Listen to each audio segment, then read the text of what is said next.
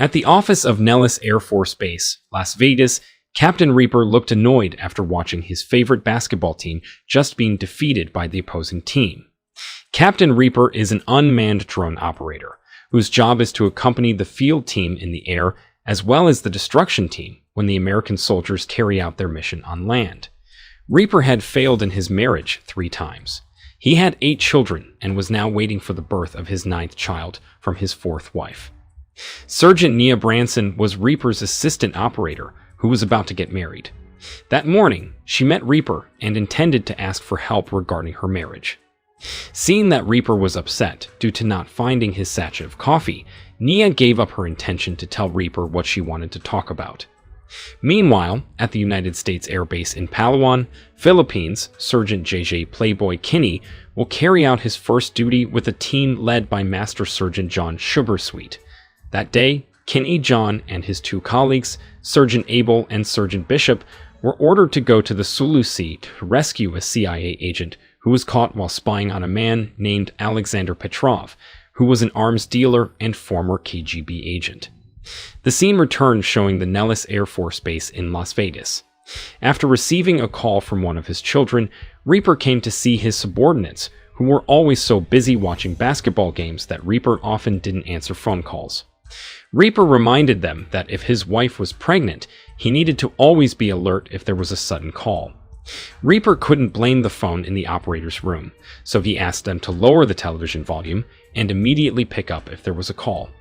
Not long after, Reaper's boss, Colonel Dutz Packett, ordered Reaper to go back to work and not disturb the fun of those who were resting there. Knowing that this was Playboy's first mission, the seniors reminded Playboy to remain focused on communicating with the drone. They wanted Playboy to stay vigilant so as not to become a burden on the team. Upon arrival at the destination, John immediately ordered his troops to immediately jump. Playboy, who was making the jump for the first time, had difficulty opening his parachute when he was about to land. After successfully landing safely, Playboy, who was in charge of coordinating with air monitoring, immediately communicated with Reaper, who was on standby with the MQ-9 unmanned aerial vehicle which was flying above the island. While communicating with Reaper, who was observing from aerial monitoring, they continued to follow the forest at a distance of 8 kilometers from the target. After walking 5 kilometers and getting closer to the target, Sergeant Abel, who was leading the team, suddenly saw a suspicious movement not far from their position. John then ordered Playboy to contact Reaper to display drone visuals so that they would know what was in front of them. When Reaper's drone camera was connected to Playboy's device, the visuals were clearly visible. Reaper could even see Bishop raising his middle finger. Not long after that, suddenly the drone's operating system malfunctioned so that it couldn't work and couldn't showing anything. Reaper was forced to withdraw the MQ-9, which suddenly had problems, and he would send it immediately after they repaired it at the airbase. While waiting for air support from Reaper to return, John decided to continue moving towards their target. Not long after that, they arrived at the edge of the hill at their target location. John observed several soldiers guarding the location with binoculars and told his troops to take a position and approach their target. They descended the hill towards the target located on the edge of the dam. Not long afterward, they saw Alexander Petrov with his wife and child at that location. Meanwhile, at Nellis Air Force Base in Las Vegas, for the umpteenth time, Reaper was again annoyed when he saw that the incoming call was not ringing because one of them had changed the telephone into the silent mode. Reaper again reminded everyone, even his superior, Colonel Packett, to be more aware of an incoming call because it could be an emergency call. On the other hand, in the operational zone, suddenly 2 pickup trucks came to the place, and it was discovered that they were the local militia, Abu Sayyaf, led by Saeed Hashimi, who were suspected of aiming to buy weapons. Not long after that, Reaper contacted Playboy and told him that he was ready to go back on the air. After receiving the location coordinates from Playboy, Reaper finally arrived at the location and Playboy could see the visuals from the drone camera again. It wasn't known what happened between Hashimi and Petrov until chaos broke out there. From a distance, John and his colleagues witnessed this terrible scene. When Hashimi ordered his man to catch Petrov's son, who was trying to escape, Bishop, who didn't want to see the child executed, began to carry out actions. Playboy began to instruct Reaper to drop missiles towards the target. Just as Hashimi was about to execute the child, Abel and Bishop started shooting. At the same time, the missiles fired by Reaper also started to attack the place. After a powerful explosion which managed to save the child, suddenly 3 enemies came out from under the building where Playboy was. Unexpectedly, a grenade fell in front of Playboy, which made him take action by knocking down the building. This incident attracted the attention of the enemy, who automatically knew their position and started shooting them. In the shootout, Abel was seriously injured and could not survive. Even though Reaper had tried to help them in the air, the large number of Hashimi's men overwhelmed John and his team, making them even more cornered. Playboy tried to avoid the attack and immediately moved away from that place. He started to panic, contacted Reaper to ask for help because he had lost all his colleagues. Reaper had lost Playboy from aerial monitoring, so he asked Playboy to tell him his location so that Reaper could again monitor the surrounding location by air. Nea realized that Playboy was afraid and panicked because this was his first time in a chaotic situation like this. Therefore, Nea told Reaper to keep talking with Playboy so that Reaper could calm this soldier down. Reaper then told Playboy that an evacuation helicopter would come soon to save him. Reaper also asked Playboy to move forward away from his current location. After gathering the courage to walk through the forest to the pickup location, Playboy heard the sound of a vehicle getting closer. Nea, who was monitoring the air, found objects moving from 2 opposite directions, and they headed towards Playboy. Playboy immediately ran and hid behind the swamp on the river bank. Reaper confirmed that his drone had 1 missile left and offered help from the drone. Not long after, Playboy saw a car and 2 people on horses and a dog. While the people were busy talking, the dog discovered Playboy's presence, approached him, and continued barking. Fortunately, the man was not suspicious and ignored the dog's barking, so he walked away. It was getting dark and Playboy had to continue walking to the pickup point, which was 1 km from his current position. Long story short, night fell. Playboy arrived at the pickup point and confirmed that the surrounding area looked safe and he was ready to be evacuated. Reaper and Nea were monitoring and didn't see any signs of the enemy. After giving the signal, not long after that, the helicopter tried to land. But suddenly, something happened. Luckily, the shot didn't hurt Playboy because it only hit his vest. Suddenly, the enemies appeared from some directions and attacked them. The helicopter tried to provide protection and clear the area. But suddenly, an enemy rocket almost hit the helicopter. For the sake of safety, the pilot decided to leave the red zone and will immediately return to the new pickup point. Playboy was now trapped alone in the middle of dozens of militants and must be able to survive to avoid counterattacks from the enemy. Meanwhile, Reaper, who was the support team, knew exactly what he had to do. Reaper fired 1 last missile and contacted the Hornet Air Squadron as backup to protect Playboy and would arrive in the next 2 minutes. Nea confirmed that there was a group of militants coming and Playboy had to be able to buy time until the Hornet plane arrived. Hornet's first attack succeeded in destroying the militant troops who had just arrived. The pilot confirmed he would turn around and immediately return to carry out a second attack. However, Playboy was reckless, ordering the pilot to fire at him because the position of the enemy troops was currently not far from where he was. Playboy managed to move quickly to avoid all the shots, and those brutal attacks managed to clear the battle area. Long story short, the next day, Playboy was walking a long way to the new pickup point. When he communicated with Reaper, he suddenly fell into a river. At the same time, from the radar, Nea saw the movement of 3 people approaching Playboy. Here, Playboy was preparing to welcome his enemy, but he just realized that his weapon had been left on the cliff. With his gun, Playboy tried to protect himself from the enemy's attacks. When Playboy's bullets ran out, he was forced to run to avoid the attacks. 2 remaining enemies continued to chase Playboy until he was cornered. Playboy had no choice, so he immediately jumped over the waterfall.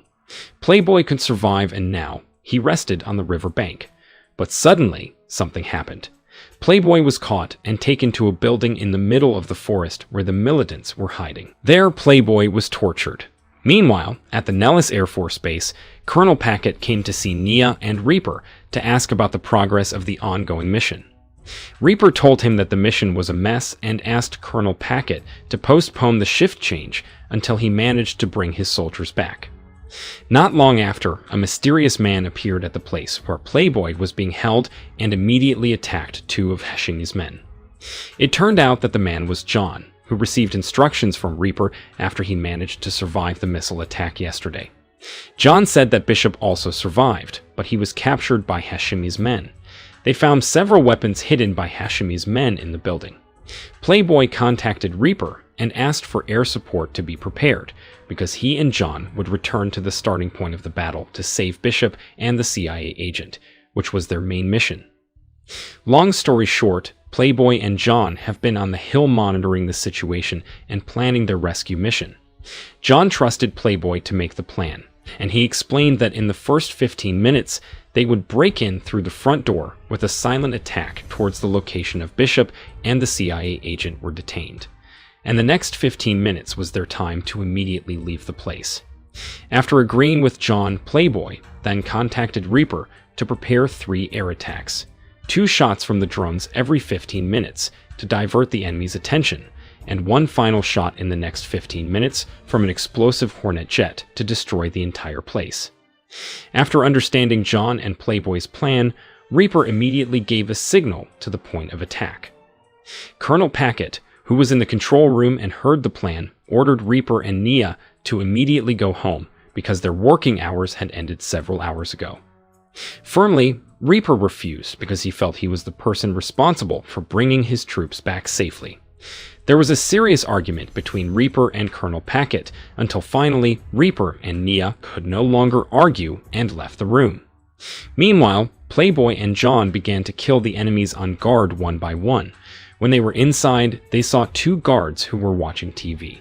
So as not to cause a commotion, John used a knife to finish them off. When John tried to finish off one of the enemies, suddenly Playboy was also attacked by other enemies. But after successfully killing those criminals, John and Playboy were shot at by other enemies. The rescue mission, which was supposed to be silent, ended with shooting at each other and causing Hashimi's men to come attacking them. When Playboy tried to save John, who was shot, he was attacked by one of Hashimi's men. Luckily, John managed to shoot the man. Not long afterward, a grenade was thrown at them. Long story short, John and Playboy ended up being arrested and put in the cell where Bishop was. Not long after that, John got out of the cell and Hashimi immediately executed him in front of Bishop and Playboy. In the control room, Captain Andrew, who continued Reaper's mission, had fired the first attack, and Playboy felt the shock of the attack. Playboy was taken from detention and began to be tortured by Hashimi to find out what the purpose of the American soldiers was in attacking Alexander Petrov's residence, which was now occupied by Hashimi. Playboy tried to warn Hashimi that they had to get out immediately because more bombs would come to destroy the place. But instead of listening to Playboy's warning, Hashimi ordered his men to continue torturing Playboy until he told them about his mission. Captain Andrew, who replaced Reaper as drone pilot, prepared to drop the second bomb into the underground bunker where Playboy was being held. Luckily, Playboy was saved from the flames that burned the entire area because of his position in the water. Playboy took a blade belonging to Hashimi, which left behind, then headed to the detention room to check on Bishop's condition. Suddenly, he heard a prisoner asking for help. When the lockup was opened, it turned out that the man was the CIA agent they were looking for. When Playboy arrived at Bishop's detention room, it turned out that Hashimi was also there. So, without thinking twice, Playboy immediately drew his sword on Hashimi. After freeing Bishop, Playboy took Hashimi's satellite phone, and they immediately looked for a way out before the third bomb leveled the place. Feeling that there wasn't enough time to get out of the place, Playboy contacted the headquarters using Hashimi's satellite phone. But during the call, Reaper was at a supermarket. Meanwhile, at the base as usual, the sergeants were seen enjoying watching a basketball game on television. Colonel Packett ordered a sergeant to pick up the telephone call. The sergeant, whose gaze was still focused on the basketball game, gave Reaper's number and immediately hung up the call. Playboy immediately contacted Reaper, but unfortunately, at that time, Reaper received a call from his wife. In the control room, Captain Andrew gave the coordinates to the Hornet jet and would arrive at the target location in the next 3 minutes. When Reaper checked the voice message on his cell phone, he heard a message from Playboy asking him to cancel the third attack. While driving his car back to headquarters, Reaper tried to call, but no one noticed the call because everyone was busy watching. The Hornet jet confirmed 30 seconds towards the target. On the other side, Playboy and others were seen continuing to look for a way out. Reaper, who had arrived at headquarters, immediately ran towards the control room. Just as the Hornet was counting down, Reaper managed to cancel the attack. Playboy, the CIA agent, and Bishop were finally safe. After that, Reaper came to the television room. He asked for the attention of those who were there. Reaper said he had called the phone 5 times, but not once picked up. When several people were betting their lives for the sake of their country, they were so busy watching that they even ignored the emergency calls. Reaper, who lost respect for his commander, then smashed the television in the room. When they were going home, Nia approached Reaper and wanted to say something to him. It turned out that since yesterday, Nia had wanted to ask Reaper to be the best man at her wedding. Reaper had considered Nia as her own daughter, felt that it was an honor for him, and the film ended.